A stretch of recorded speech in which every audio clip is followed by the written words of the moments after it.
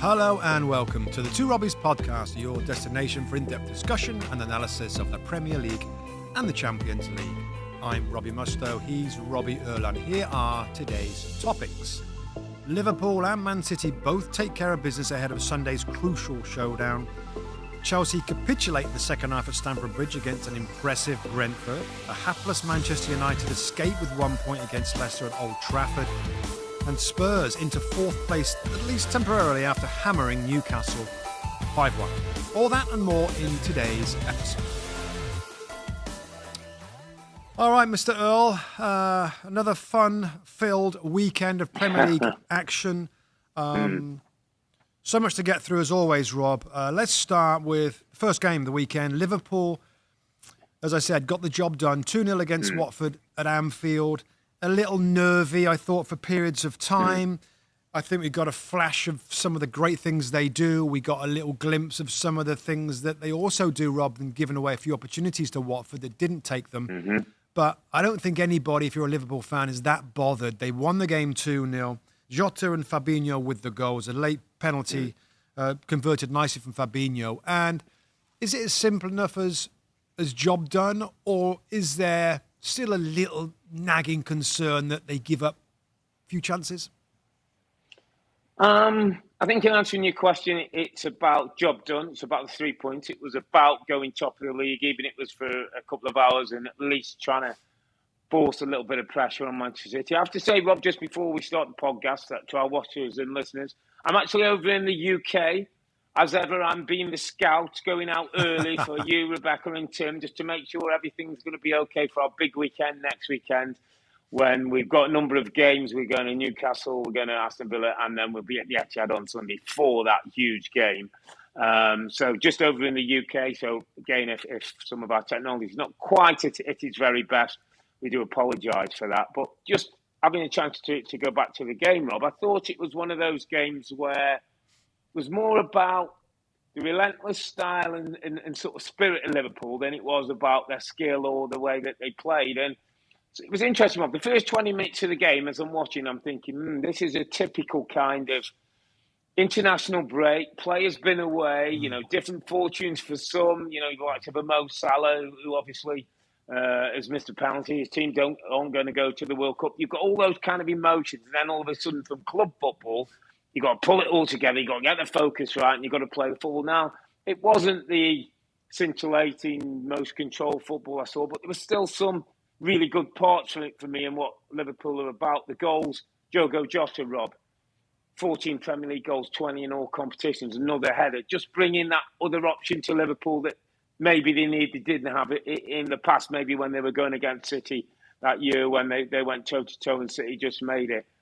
Thiago Silva in the middle of the park just brings a level of creativity in his passing, Rob, and his understanding, his football IQ is something that they can rely on now that wasn't there before. And Alisson, I have to say, the goalkeeper, there was 34 seconds, I believe, at the time that Watford could have and maybe should have taken a 1-0 lead. Alisson comes up with a really good save. 34 seconds later, Gomez puts in a Trent Alexander-like cross. Diogo Jota has brilliant movement across the centre back, and Liverpool are 1-0 up. Liverpool have got players who they can rely on, who can get them out of situations when the team game might not be quite at its best. And also, I think, Rob, somebody else, I totally agree with Thiago in midfield. There's a calmness and a security in possession that Liverpool really enjoy when he's out there, and it's a team that aren't going to super press. They're going to be a little bit defensive minded.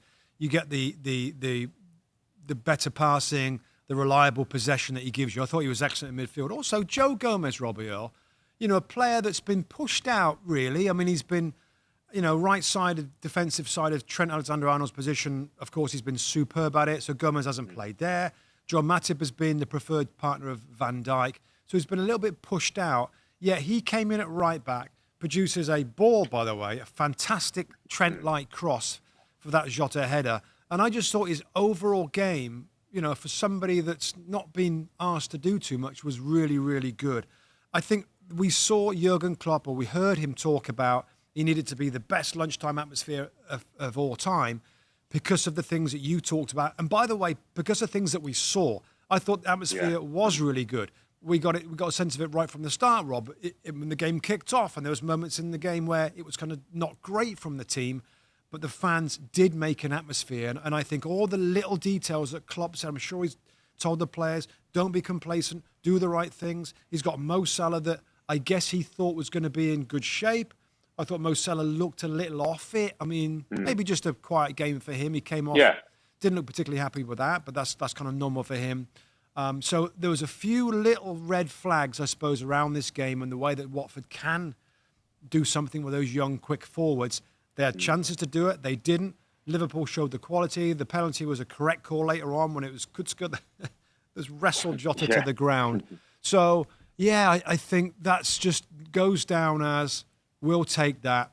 It's a little bit of uncertainty about the preparation. Klopp said they had just one day to train together in preparation for the match. But they got the job done, Rob, and it was, that's 3 points pressure in some ways back on Man City. Yeah, and you look at Watford, and you're right, you talk about some of the young forwards. They've something about Watford that you almost feel if Roy had been there from the start, they might not be in trouble, mate. There's a shape about them. There's an understanding. They don't often, they create chances. Maybe don't take as much as them as they should, but they're competitive. They tactically well set up. So it was never going to be I didn't think a particularly easy game for Liverpool with all the things we've talked about. The goal comes at good time. I thought there was a few little nervy periods in the second half when both on and off the pitch it got a little bit nervy, but they found a way. They got the job done, made a couple of substitutes. You got Van Dijk, who's in there, who's another one who we almost take for granted what he brings to that back line. And it was another clean sheet at the end of the day, Rob. Yeah. I think somehow I read they've conceded only 7 goals in the league all season at home at Anfield. I mean, whatever we say, and we keep sort of, even when they're at the very best, we sometimes talk about the frailties or the areas in the wide fullback positions that they can be vulnerable. But they continue to keep their clean sheets, and they've got a goalkeeper who can get them out of trouble now, Rob, where used to see Mignolet and the likes, and we used to see the odd mistakes or, things going that you say, shouldn't he done a bit better? You tend to think with this guy, and I know you talk a lot about how well he moves his feet and gets across the ground in his one-on-ones. Yeah, it's good, isn't it? He's very, very good, Rob, and he gets them out of trouble when, now and then they have a lapse. Yeah, and that all plays into the way they play. And, I talk about the vulnerabilities but it's a calculated gamble in some ways. They get so much out of the fullbacks getting forward that they'll take now and again. They're going to get caught in behind. But you're right. Alisson is top class, gets in great spots and made some big saves in the game. So, I still think Watford, Rob, just to finish on them, they've still got a fighting chance. Yeah. They've still got a chance. Yeah. It's a difficult game. They stayed in the game, Rob, right towards the end until the penalty went in. They stayed in the game. But Hodgson, never been relegated from this Premier League, but we'll see. Yeah. Job on right now. But in terms of Everton, we'll talk about them later. As long as they're not winning, then Watford's still got a chance to get out of it. Anyway, let's move it on to the other team, of course, that are going to win the Premier League title again, which is Manchester City. I guess in some ways, Rob, it's a tougher game going to Burnley than Liverpool playing home against Watford. But again, Man City comfortably get the job done. Yeah, and it was talk that Jurgen Klopp was having his press conference when, 5 minutes into the game, Kevin De Bruyne gets his 10th Premier League goal of the season. He's the man this season who's getting those goals from midfield that are so important that we talked about a number of times on the podcast. If they haven't got a centre forward, where the goal's going to come from. Similar goals with De Bruyne and then Gundogan getting one himself. And I actually was a little disappointed in Burnley. I've got to be honest, mate. I didn't really think they had a go for them. Now, Sean Dyche went in a different way. We've seen many people go with an extra defender and go to it at the back. Sean Dyche liked his four at the back, but went with an extra midfield player. So we put Cork next to Westwood and Brownhill as 3 defensive midfield players there. But it didn't really work. City were raining shots in from that midfield area on the edge of the box, working it down both sides of the pitch. Certainly their right-hand side of the pitch, Walker and Sterling, which caused McNeil and Taylor all kinds of problems to the point McNeil got dragged off at half-time, just not able to live with what City were doing.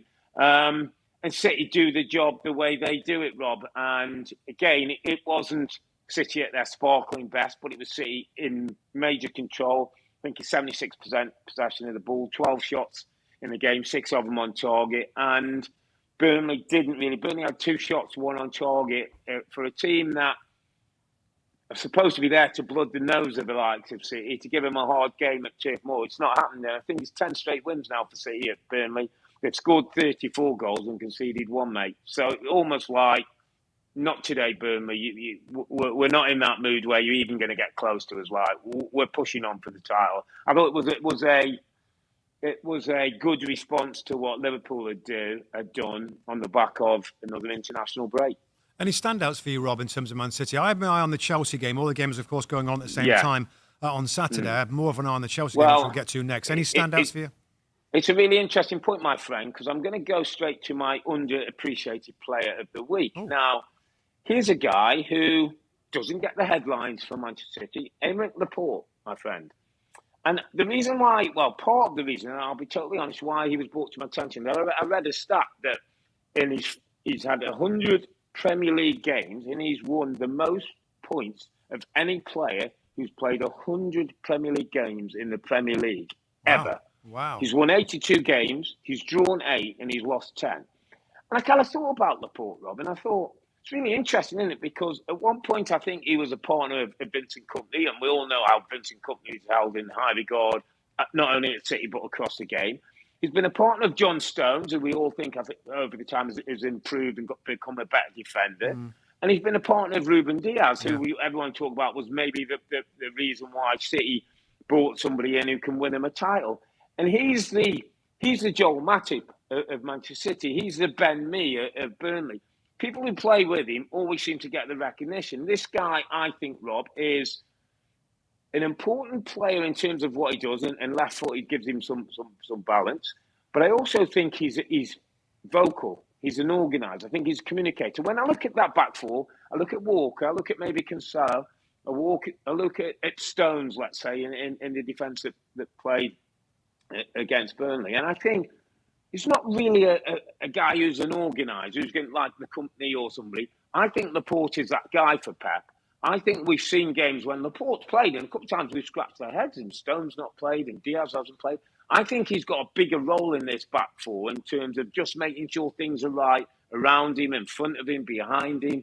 And he's a player who doesn't ever get the headlines, Rob. Never, ever gets the headlines. And you know, we talk about underappreciated. And I just thought maybe a little mention for Aymeric Laporte on a day when it wasn't the day when he had to be brilliant against a Burnley team who weren't great, but he's a player who's important to this team, and probably is important to be shown next week when they face a Liverpool team that will be flying up front. We'll see. We'll maybe see more of him and the best of him in terms of what he does. Well, it's really interesting. First off, you know, and the stat is pretty impressive. That stat. I mean, in this game, he's partnered alongside Nathan Ake, so you know, needed to be a little bit more of a leader. But I think it's I think it's interesting. I think he's just one of those guys. It kind of seems, you know, he's not a flashy player, Rob, is he? I think he's one of those demeanours that's pretty low key, but he does a very steady job. That left-footed centre back there are not too many of them around.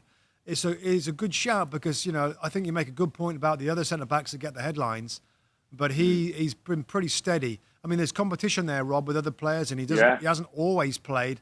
But yeah. I think he's 3 titles, Rob. I think he's, 3 or 4 League Cups. He's won FA Cup, you know. He's been in and around it. He's been there when they've been, you know, and he's one of them names. Yeah. I think once he's been in the PFA Player of the Year. I looked because I thought 2018-19, I think it was. He got in, 2018-19, he got in the PFA Team of the Year. It's the only real recognition he's had over his time there. But an important buy, I think, for City and for Pep. Just quick line before we move on to thinking about that game at the weekend between Man City and Liverpool. Burnley, again, the season's not going to be defined by losing to Man City at home. It could be defined on Wednesday night. There's a rearranged fixture in the Premier League. Burnley host Everton. Got the same line, my friend. Got the same line. In Wednesday we trust. In Wednesday it's on, my friend.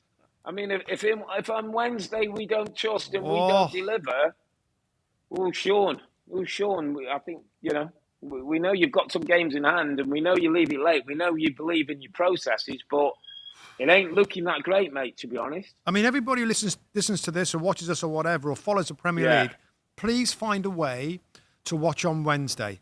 Because if you look at the bottom of the table, if Everton go there and win, and that's a massive if, given what I've just seen Everton play this weekend, that puts them 7 points ahead, I believe.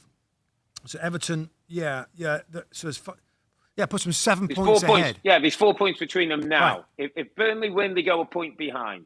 If Everton win, they go 7 ahead. And then that makes that difficult for those bottom three. Watford, because that gives Everton the 3 points to put them on to 28 points. So in some ways, I'm not going to say definitive because it's not until the last ball is kicked. But my goodness, if Everton can go there, then Burnley and Sean Dyche, your man for the last, whatever. This is when he's got to come good. He's really got to come I think good. it's 4 straight defeats now. They haven't scored a goal in the last 4 games. Listen, we'll talk maybe, hopefully midweek or next weekend about about Burnley and Sean Dyche, and he thought about changing things. He's stuck with what they've always done, hoping that would get him out of it. My goodness, it's a real test of his. Well, all that comes to test on Wednesday. That comes to test against an Everton team that are a bit low in confidence and a bit low in results. But that's going to be a real big game on Wednesday, as you say. That's a must watch. For that game.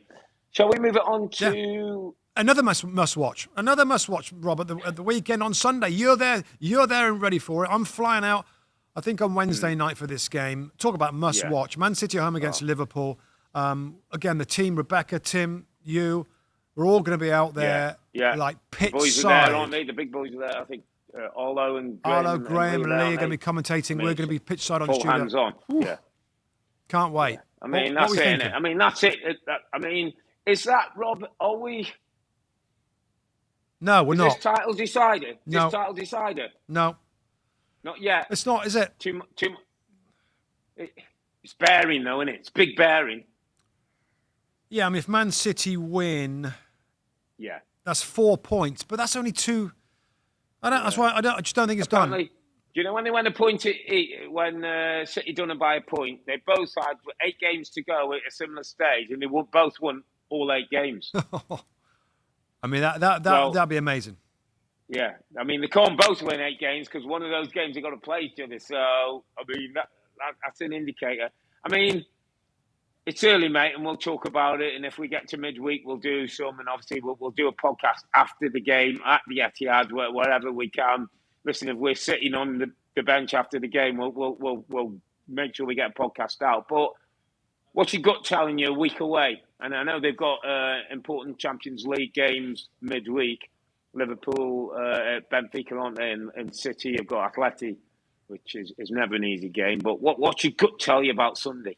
Well, again, it's purely gut. My gut still thinks that Man City's football is just gonna find a way to hurt Liverpool in those moments where Liverpool are trying to hurt Man City. I mean, Jurgen Klopp is, to great credit, he's a go-for-it manager. He's not going to play any different way. He's going to try and be aggressive. He's going to try and win the battle in midfield. He's going to try and get those fullbacks forward to create stuff for the 3 front players.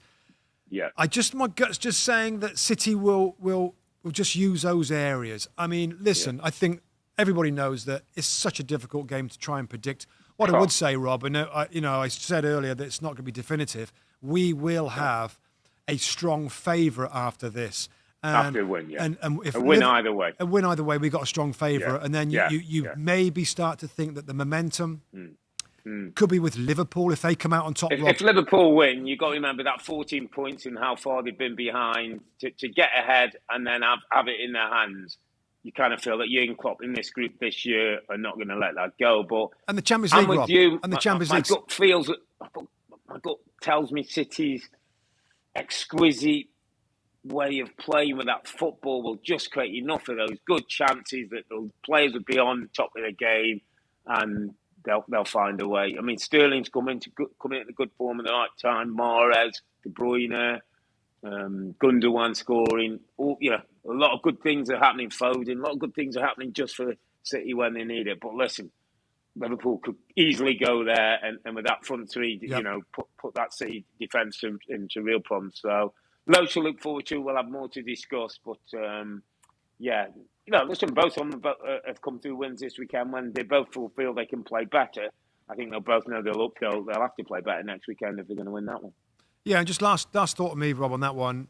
If Liverpool win, could we see Pep City focus a little more on the Champions League? We know that's the missing title for them. Yeah, Liverpool will be 2 points clear. You might not that they would ever give up something as big as the Premier League. No. It's just something with the Champions League kicking into full swing. We might see and that. Atletico Madrid have been almost a little bit of a tough one for Pep in the way that Simeone's going to play and the team are going to play. Yeah, can never take anything for granted over 2 games with them. So a really exciting time coming up in obviously Premier League and Champions League midweek. Let's see how that one plays out. Let's move it to a team, my friends, who continue to always hit the headlines, continue to always be under the spotlight. Manchester United drew 1-1 with Leicester City. I thought Leicester City were the better team. Thought unlucky not to win it. The VAR decision goes against them. I actually thought in the end it was a correct decision, but I thought Leicester could easily have won the game. I thought Leicester had better players. I think if I was Ten Hag looking at the two teams and thinking which team had potential, I think Leicester looked like they had more potential than Manchester United. I continue, Rob, to have more questions and answers about United. And I know Ralph Rangnick's job is to survey things, to hand the dossier over of what Manchester United are and what they're going to be and what they can be. Whew. That dossier is looking more difficult week by week. Yeah, Rob, I mean, wow. I don't know. I watched the team play, and everybody who follows this podcast will have followed what we've said about Man United. And certainly from my thoughts early on, that I could see what he was trying to do, regaining the more compact, sometimes when they could press.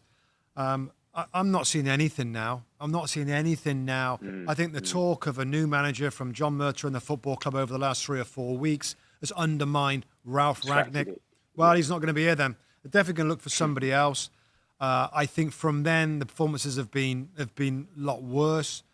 I think when you look at him now in his press conferences, Rob, he's saying whatever he can to try and get out of it. There's so many issues I think that he feels there is. He obviously knows that he will not be coaching.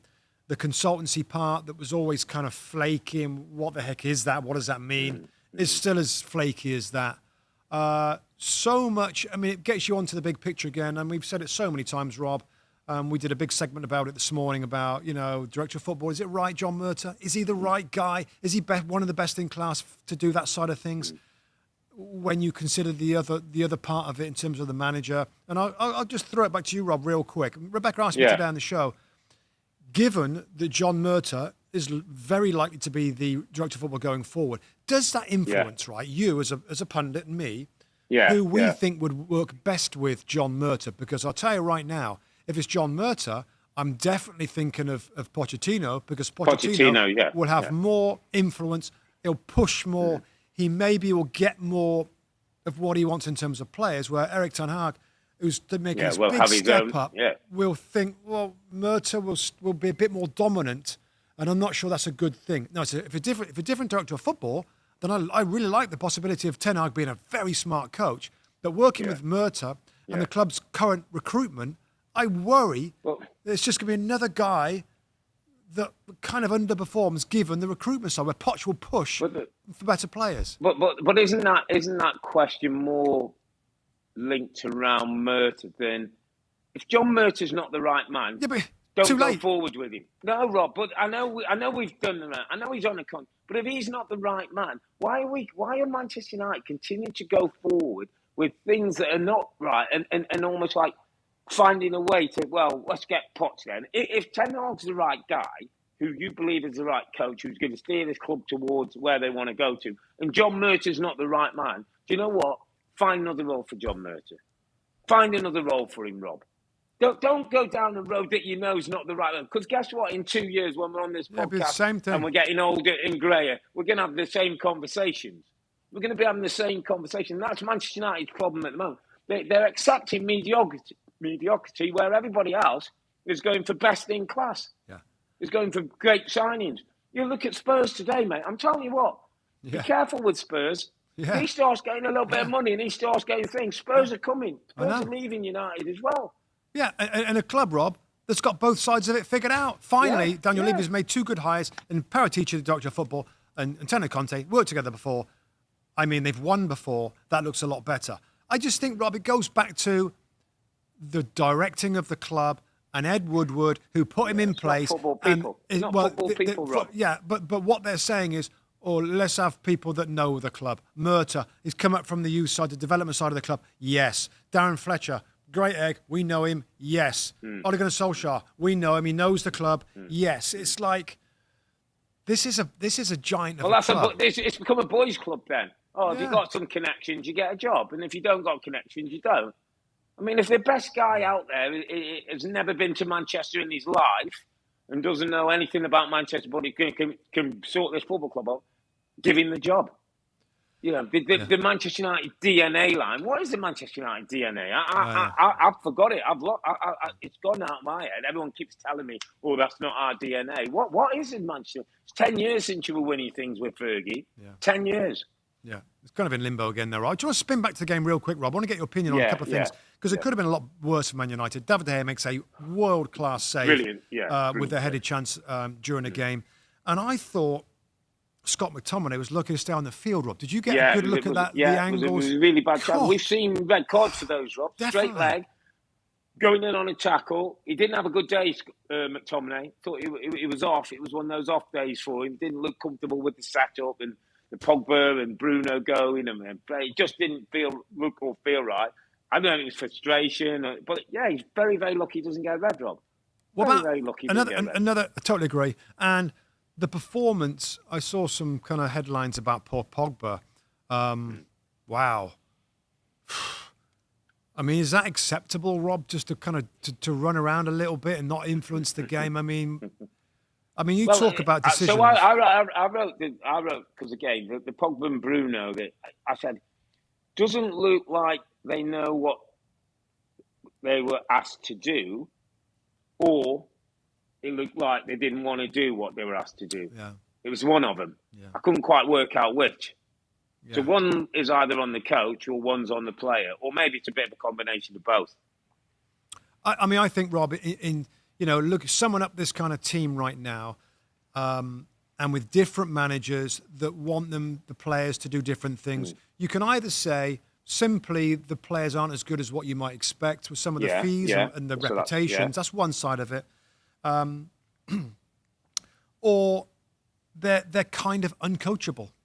They're kind of uncoachable. And Ralph Ragnick has got his very strong philosophy. You can have one, or you can maybe have one of them, maybe at best 2 in a very good side that's well set up. But you can't have that across like 4 or 5 players in your team, uncoachable. That just doesn't. We've been there. We know those guys who you have to give a little leeway for, and I'll do a little bit of running for you, and I'll track back, but make sure you do a bit at the other end. But if you got 3 or 4 of them, Rob, you ain't winning nothing.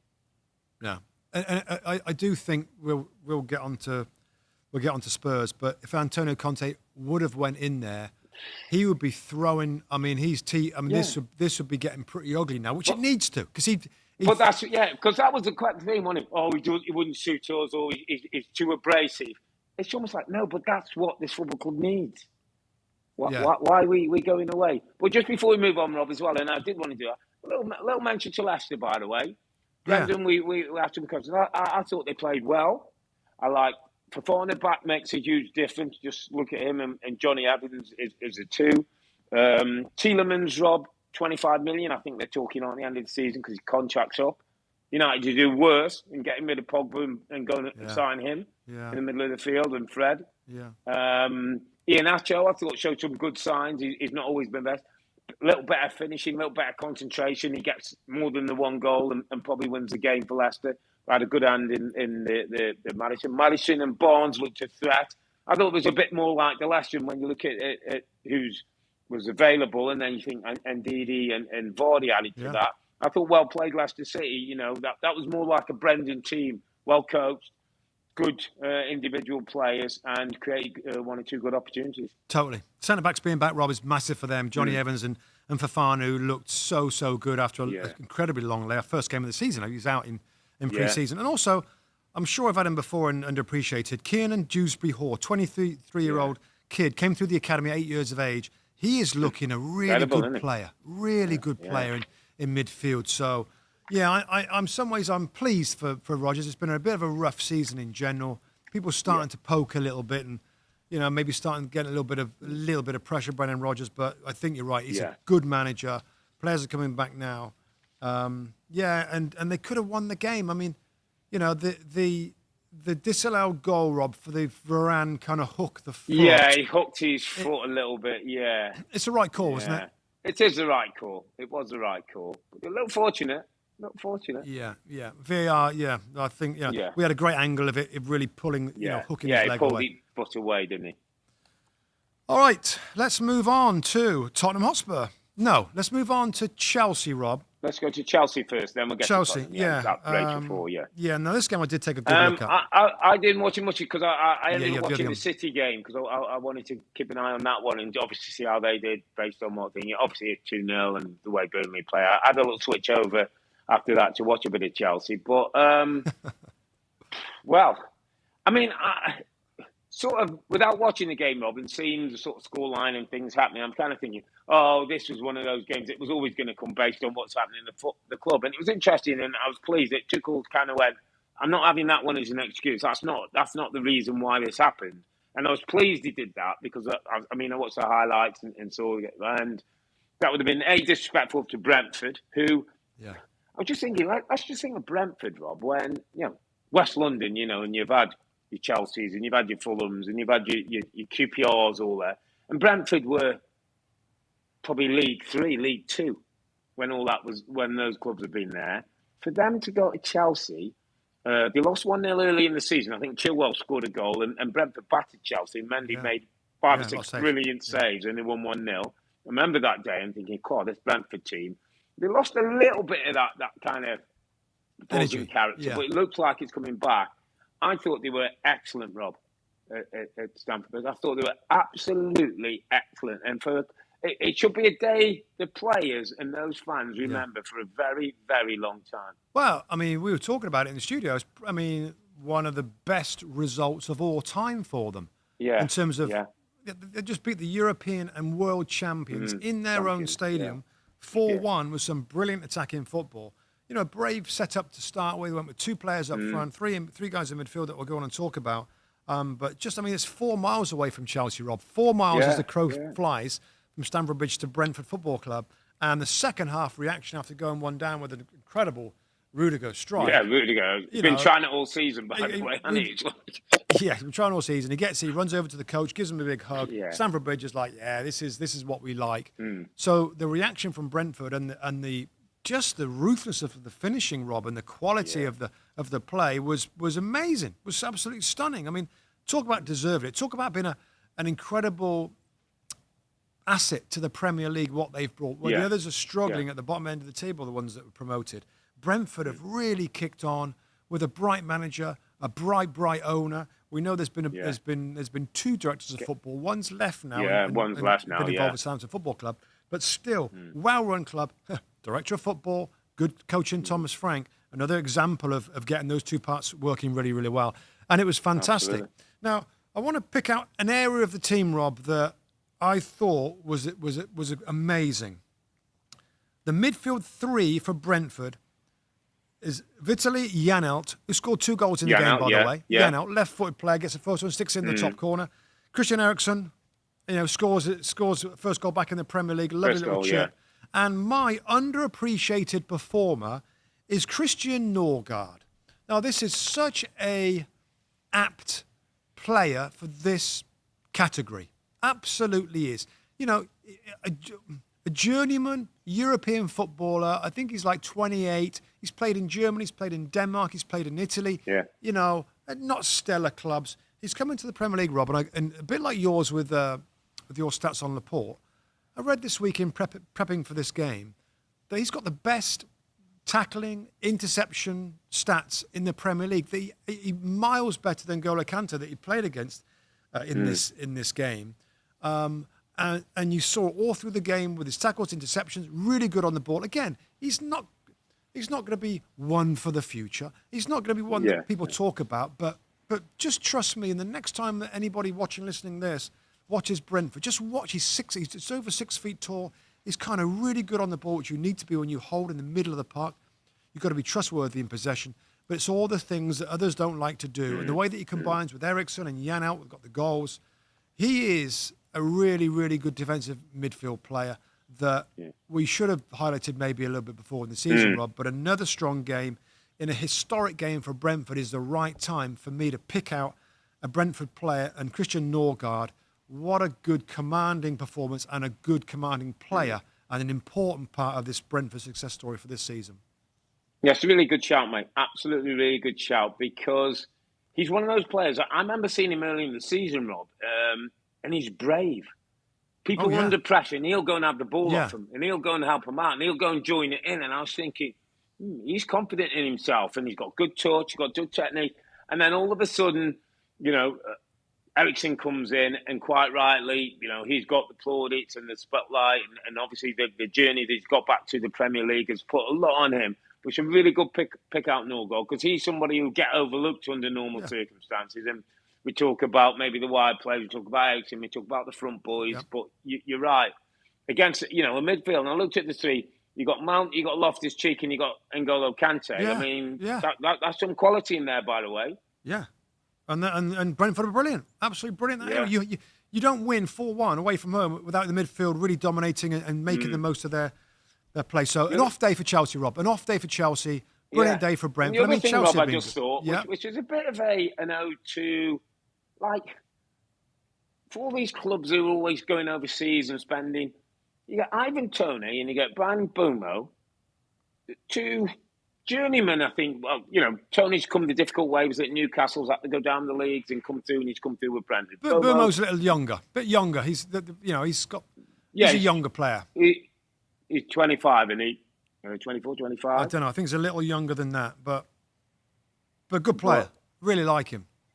Yeah, but I'm saying it's two strikers. You look at Werner, you look at Havertz, I looked at Ziyech. These players down there, Rob, given the right platform and the right team with the right thing, can come into the Premier League and disrupt and score goals and be effective. They couldn't handle Tony's athleticism and his ability to jump and kick the ball in, and Bomo's running ability, and the midfield, as you say, dominated. Most of those players have not played. This would be the first time they played in the Premier League.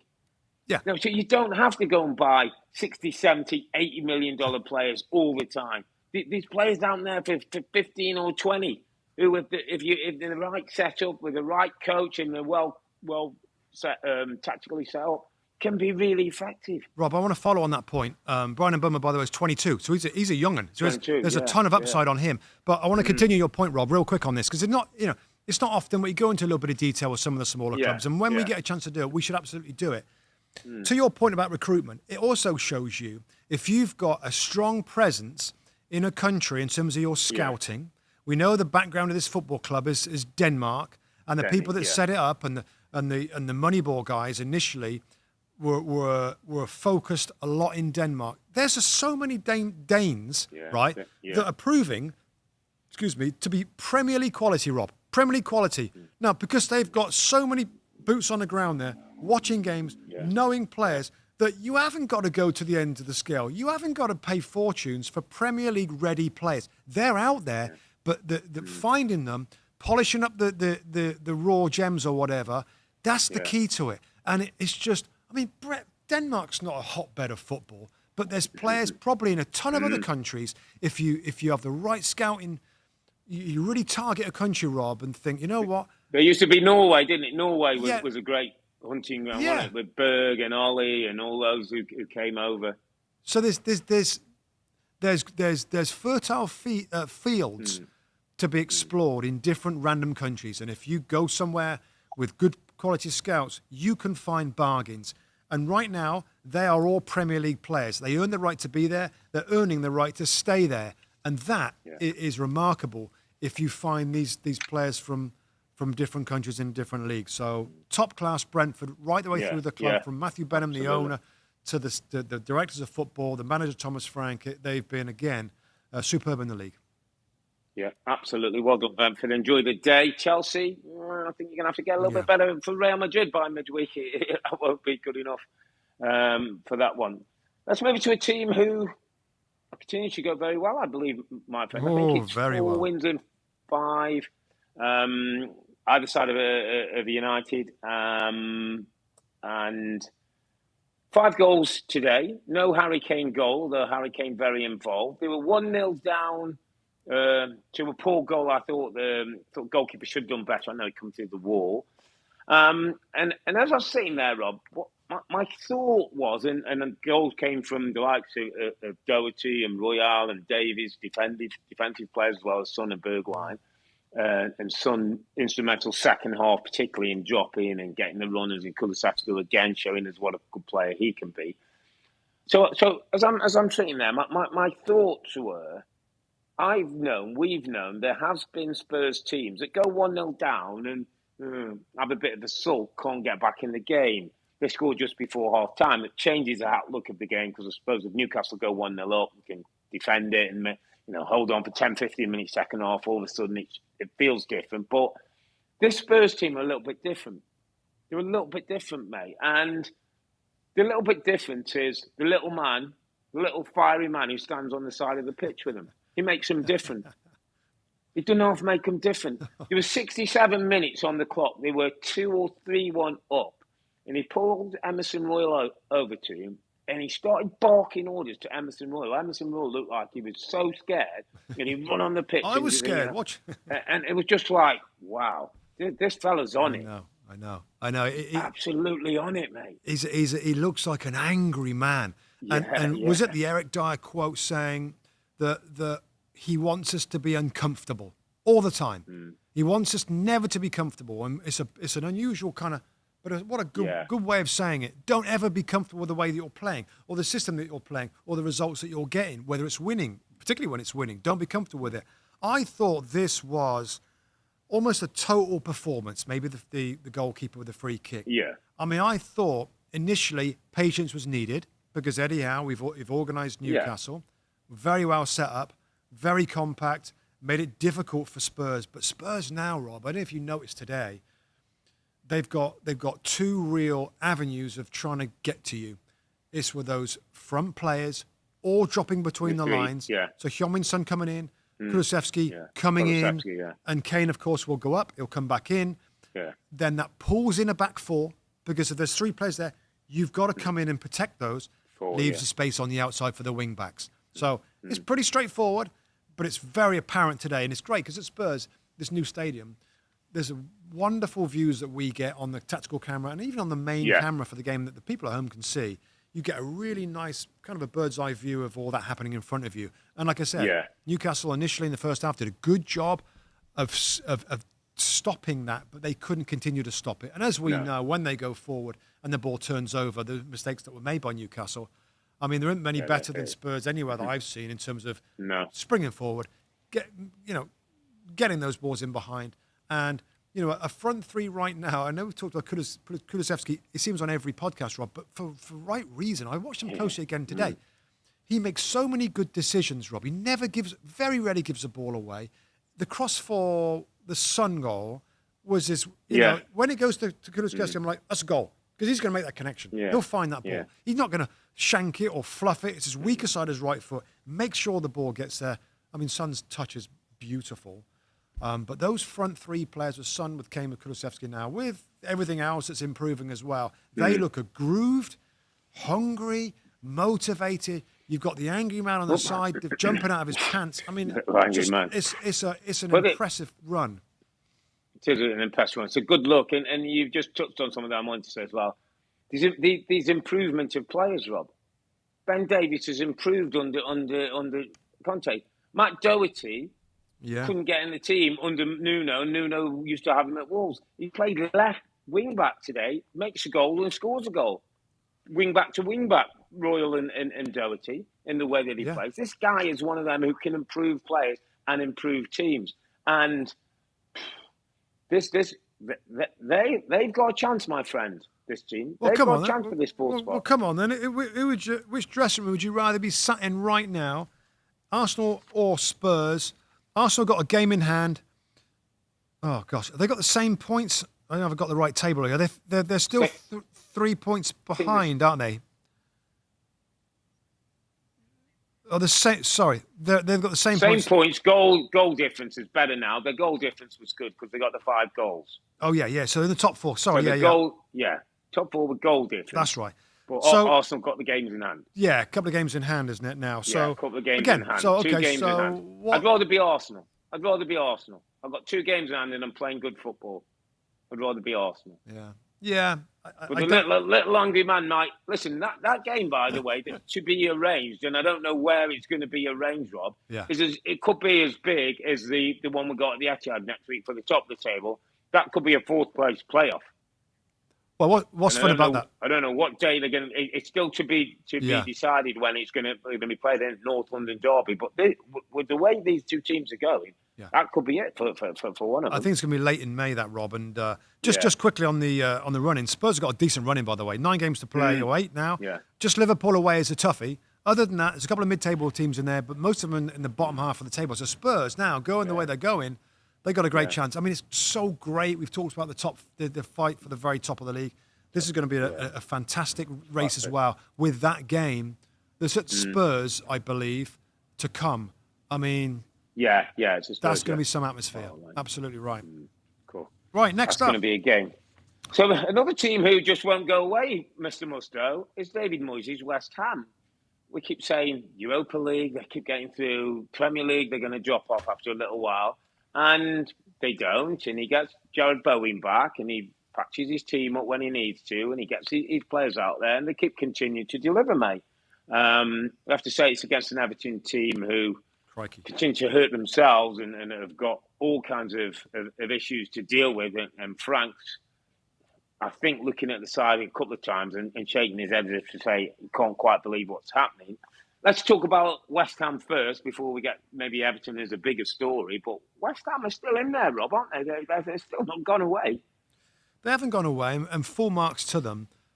I mean, I think they're a little too far away from the 4th spot, if that's what you're thinking. I mean, I just think between Arsenal and Spurs, they're not going to drop too many points between them to allow West Ham to find a way. 7 games left for West Ham United. We know the Europa League is a tremendous kind of big one on Thursday night in that competition. Yeah, I mean, that gets them in actually, doesn't it? If they get through the Europa, like that. I mean, I didn't think West Ham were that troubled in this game, Rob, against Everton. I mean, there was moments of good football. I never thought they really had to get into 4th or 5th gear to find a way past Everton. We'll talk about Everton in a second with the mistakes and the red card or whatever. I mean, my notes for West Ham are pretty simple, like comfortable, efficient, another victory, good atmosphere, building something at West Ham United. 15 wins. Yeah, I mean, Jared Bowen being back just good, mate. Yeah, good Bowen players. being back was important. I mean, West Ham are everything Everton want to be. Like, put a performance in midweek, put some consistency, have some hard work on and off the ball, be as good off the ball as you are on the ball. Have a bit of fire in your belly. Yeah, and be a reliable, strong, mentally, no mistakes team. Let's go to Everton, Rob, because it is a big story. And, Frank Lampard, my goodness, wow. I mean, that's 6 losses in 2 games, 2 wins, 6 losses in 8 Premier League games for Frank Lampard. Yeah. There's no improvement there. He's got a team that I did a little package, Rob, after the game where, I picked out a few things that were mistakes, not noticeable, but the challenge Holgate makes in a spot where, it's a dangerous spot, is a little lazy. Yeah. It's not being a good pro. It's not best practice. I know he played in midfield, which is a little different, but he gives a free kick away. You get the 2 yellow cards on Michael Keane that I think 65th minute takes him out of the game and 1 man down. Alex Iwobi did a few good things, makes a terrible decision on the ball, another mistake. So between those players and those mistakes, the game's gone. The game is gone. They conceded the goals from those mistakes. They get a red card because of just not very good Michael Keane. Again, own goals, mistakes, red cards. It's been such a difficult, tough season for Michael Keane. Could Frank Lampard affect it, Rob, in any way? I mean, could he have made a change at half-time for Keane? What do you think? I've kind of similar points, and listen, we can all look at the record, look at what we see with our eyes. I think it's 3 straight red cards in 3 games now, isn't it? Kenny against Wolves, Allen against Newcastle, and Keane against West Ham. I mean, again, stupid. Often, the Kenny and the Keane ones are poor challenges. Kenny's within a couple of minutes. Keane's not much longer. Allen, I think we all felt that shouldn't have been a red card, but it is what it is. You miss games. Keane's going to miss the game now against Burnley, which is huge now for them on Wednesday. My kind of point was, Rob, as I'm writing down and I'm thinking all the things about Everton that are going wrong. Is this squad really better than what we see, or is the manager not good enough? Would somebody else be in there? Would Roy Hodgson? And I'm not saying Roy's a great, but I look at Watford and I can see some things, and I can see some progression. And you look at Conte, and I know Conte's another level, so he's not. And then Roy's got the experience, but you see the things. I don't see where it's getting better. I don't see where the hope for Everton is, Rob, that the 3 teams below them are not good enough to stay up. Right. Now, on that basis, is that the reason for Frank Lampard to be Everton manager? That Watford, Norwich and Burnley weren't good enough to get enough points to sneak above you? Well, it doesn't give any kind of thought that making the change in the managerial hot seat has made any difference. I totally agree. I mean, the game on Wednesday, again, at Burnley is so big. If they can go there, if Burnley don't win that game, you might be right. But Watford and Burnley and Norwich, the points that they've got, that they can't get enough points. They can't get to 30, for example. Where Everton on 25 points. Remember, Rob, after the Newcastle win, I think I said on our air. Everybody calm down. They've 25 points. I've been there. 35 points, and maybe it's going to be less this season. Probably it's going to be less. It's still a long way away. You've got to be able to win, 10 points. Not in a miraculous or a dramatic style. And we didn't get any example of that again. I think the lack of confidence, God blimey, you can see it so much. There's nothing solid about Everton. There's nothing solid. It looks like it's all in their heads. Try and forget about that. Try and play with more intensity. You're going to need it on Wednesday against Burnley. Because they've got to be revved up like you've never seen them before. So more intensity, more of a solid shape foundation, and stop making mistakes. Don't make mistakes. Don't play any sort of risk football. Get your basics right. Get your basics. Do all your basics right. You make a foul. Don't go ground for things you don't need to. All that stuff. Which is, as you say, you're right. It's in some of that comes in your head. Some of that you're thinking about on the Friday night before the game's on the Saturday, Rob. We've all been there. We've all been around it. See teammates who react in a different way because of pressure. That's what it does to you sometimes when you're down at the bottom. So, really interesting few weeks for Frank. He's got to pull it round, mate. He's got to suck it up. He's got to get that coaching team around him. He's got to pull it together. And he's got to pull out a couple of results and take the pressure off his team and himself. Just quick roundup of the other results over the weekend. So Leeds won, Southampton won. Jack Harrison with a goal for Leeds, given 1-0. And a beautiful strike by our friend James Ward-Prowse. I mean, it was a brilliant shot, Rob. I don't know if you get a chance to look at it. There was a guy behind the goal and he's like pointing to the corner of the net, to the top of the net, and he's putting his hand just as Ward-Prowse is running up the Leeds fan. And you see the ball go exactly where he was pointing. I mean, this fellow's incredible now. You give a free kick there, you're almost saying it's going to be a goal. Brighton 0, Norwich 0. I think it was Neil Mopay missed a penalty in that one. Not great for them. A great win for Wolves, Rob? Wolves 2, Villa 1 in the West Midlands derby. And a little shake-up for Villa. And I think Stephen Gerrard's talked about some of these players are playing for places next season. Yeah, I mean, I think we've discussed this with Stephen Gerrard. Like, there was definitely a honeymoon period, a manager bump, and an excitement factor that was furthered with the signing of Philippe Coutinho. But it's a tough division to coach in, as he's finding out right now. Of course, he's going to be absolutely fine. Interesting summer, though, Rob, because we know the owners have got big expectations. A lot of money been spent there. Maybe there is going to be a little shake-up. I mean, on paper, it seems like a good team to me. So there is some pressure on Gerrard to improve them. But yeah, I mean, Bruno Lage, by the way. I mean, when we get to the end of the season, we start talking about managers of the season. He's got to be in the discussion for the way that Bruno's they play. You know, the tough time to come in. He's got to be in there, Rob. I mean, did you see his celebration, absolutely. Punch in the air and stuff? Like, he's not that. He doesn't strike you as that guy that's particularly fired up or angry. You know. And it's really interesting to hear after games how he likes the control of the game. And, you know, if it's not done the right way, he's not happy with it, even when they've won 1-0 or something like that. He's very studious and he's got a plan in his head. Studious. He knows the way he wants his team to play. Yeah, I mean, he talked before. I mean, what I love about him, you know, being a lover of all that, the tactical side of it, is that, I mean, he tells you right out in the interview, well, we know that Villa are going to play a diamond in midfield with Coutinho, but, you know, in front of the front two players. We've got a plan for that. You know, he is very open about, you know, he talked about the strategy against Arsenal, the way that they split, and the way that Lacazette comes in. So I love listening to him because you get quite a bit from him. And brilliant. I mean, great. Wolves is another excellent football club. Story. You know, it was a great story, and he's having a brilliant season. Fair play. Absolutely, my friend. What a weekend we've had, my friend. And obviously I've had far too much time to think about things because it's a weekend when the top two went toe-to-toe. Chelsea and United were a little bit slow. Spurs put on a 5-star show, and Everton need to improve or they could go. Obviously, too much time on the hands. We'll be back on Thursday, hopefully, if we get a chance. We are travelling, Mr. Mustoe and the team are coming over to the UK, so hopefully we'll get a chance to recap those Champions League games. Obviously, Man City, Atleti, Benfica against Liverpool and Chelsea versus Real Madrid, and try and look forward to the big game on Sunday. But depending on our itinerary and our workload, we might struggle to get one. But we definitely will be doing a podcast from the Etihad after the big game next Sunday. But look out for Thursday, April the 7th. If we can, we'll be doing a podcast. But for now, I'm Earle. He's Mustoe, together with the two Robbies. Thanks for watching and listening. Be safe, be healthy. It's a good night from me. And it's good night from him.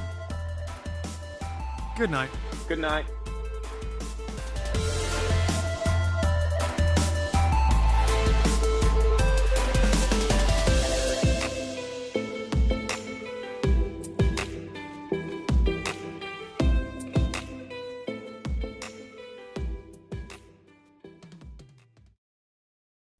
Hi there, I'm Rebecca Lowe, studio host for NBC's coverage of the Premier League. Don't forget to hit subscribe to watch highlights all season long, and be sure to tune in for Premier League mornings every weekend at 7 a.m. Eastern. And for even more content, head over to Peacock, where we've got live games, original series and a dedicated round-the-clock Premier League channel featuring studio shows, classic matches and much more.